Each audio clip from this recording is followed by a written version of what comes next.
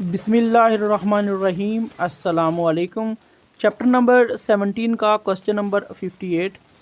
The observed row frequencies in a 2x k contingency table और A1 A2 and so on AK and B1 B2 and so on BK using the notation Ni which is equal to AI plus Bi for all I which is equal to 1 to so on K summation AI which is equal to capital A summation Bi which is equal to capital B and A plus B which is equal to N show that the chi-square for testing independence can be expressed as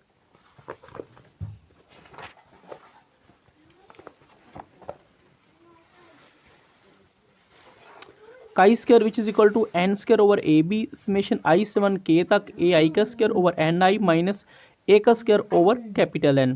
What are the degrees of freedom for the chi-square? Using this formula to find chi-square from the following data. यानी ये हमारे पास जो formula given है इसको use करते हुए हमने chi-square की वैल्यू फाइंड करनी है। इसमें हमारे पास जो डाटा गिवन है वो है number of rose of colonel's, इसकी हमारे पास कुछ वैल्यूज़ हैं। उसके बाद नीचे प्रेजेंट की कुछ वैल्यूज़ हैं, एब्सेंट की भी वैल्यूज़ है और नीचे टोटल करके दिया गया है। अब हम आते हैं इसके सॉल्यूशन की तरफ। सबसे पहले number of rose of colonel's की जो मुझे वैल्यूज़ थी 4 गिवन उसको मैंने लिखा है। उसके बाद जो प्रेजेंट की वैल्यू थी उसको मैंने ऊपर स्मॉल ai का नाम दिया है और नीचे मैंने उसको कैपिटल A का नाम दिया है। मैंने उन 4 वैल्यूज़ को लिखा है। उसके बाद इन 4 वैल्यूज़ को मैंने ऐड किया है तो मेरे पास कैपिटल A की वैल्यू बन गई 82। इसी तरह मेरे पास जो एब्सेंट की वैल्यूज़ थी उसको मैंने स्मॉल bi का नाम दिया ऊपर और नीचे कैपिटल B का इन वैल्यूज़ को टोटल करके लिखा है।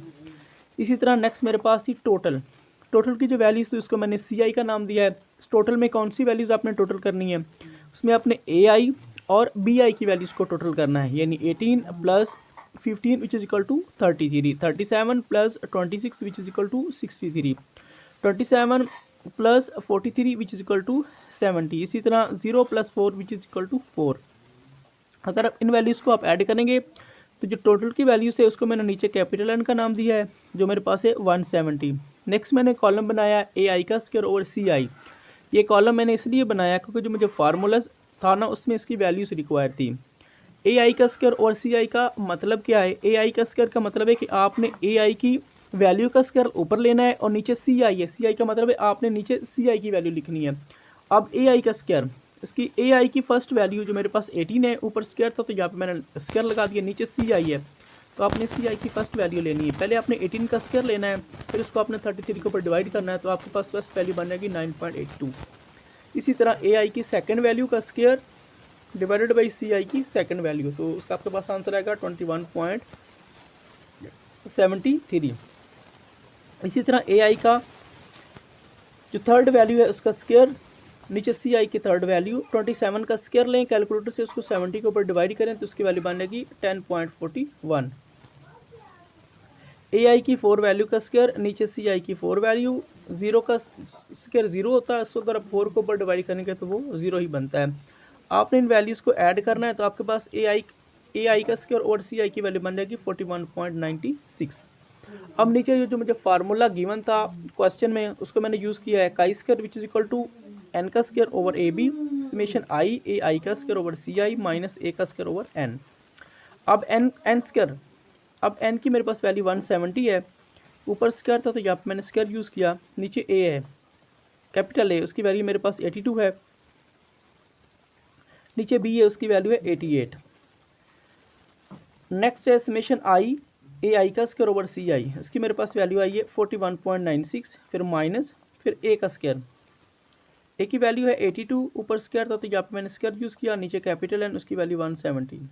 अब 170 का स्क्वायर 28900, नीचे 82 multiply by 88 which equal to 7216। अब 41.96 सेम माइनस सेम 82 का स्क्वायर 6724, नीचे 170। अब 28900 डिवाइडेड बाई 7216 तो उसकी वैल्यू बनती है 4.005। अब 41.96 same 6724 divided by 170 which is equal to 39.55। अब 4.005 सेम रहेगा।